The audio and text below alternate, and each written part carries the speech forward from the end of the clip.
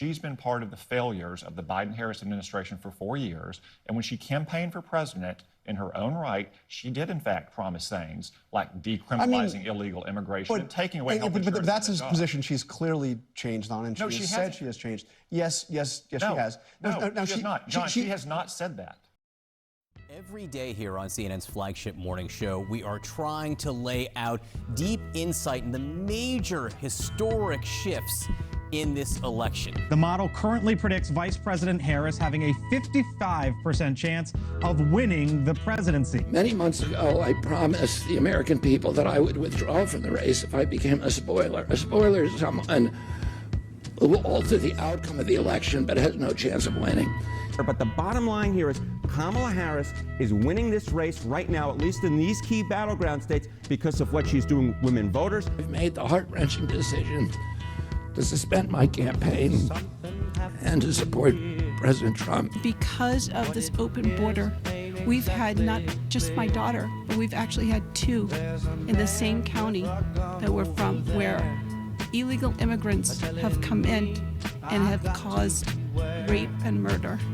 Comrade Harris has the chance. She will allow more than 100 million illegal aliens into our country. Our country will be overrun, and essentially it won't be a country. It will be not governable. Sheriff Mark Daniels tells me that this is the first time that a current or former president has visited the border here in Cochise County since all the way back during the Ronald Reagan administration while he was president. Reporting from Cochise County, Corey Snylander, News 4 Tucson. New polling for Wood TV by Emerson College in the Hills show that after a whirlwind few weeks, Kamala Harris leads Donald Trump in Michigan. For the past 16 months, Bobby has run an extraordinary campaign for President of the United States. I know, because he also went after me a couple of times. I didn't like it. And I mean this sincerely. Had he been allowed to enter the Democrat primary, he would have easily beaten Joe Biden. So, Bobby, please say a few words. Thank you.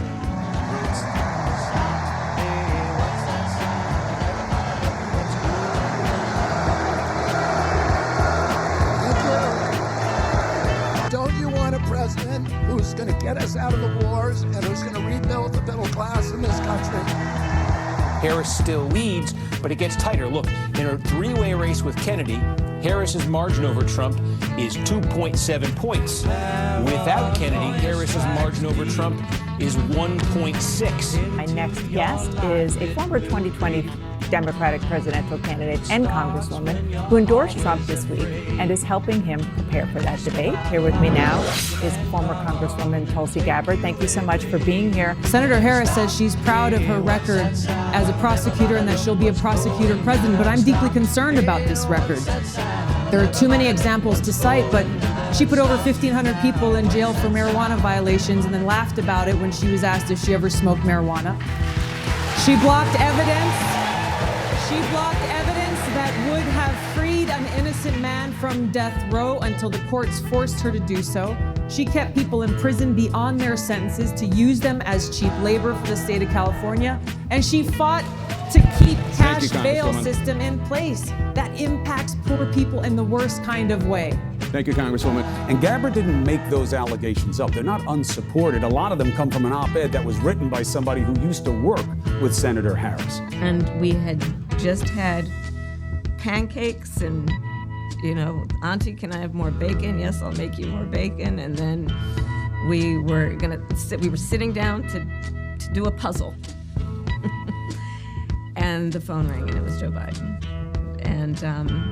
And he told me what he had decided to do. And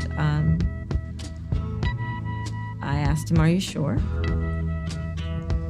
And he said, "Yes."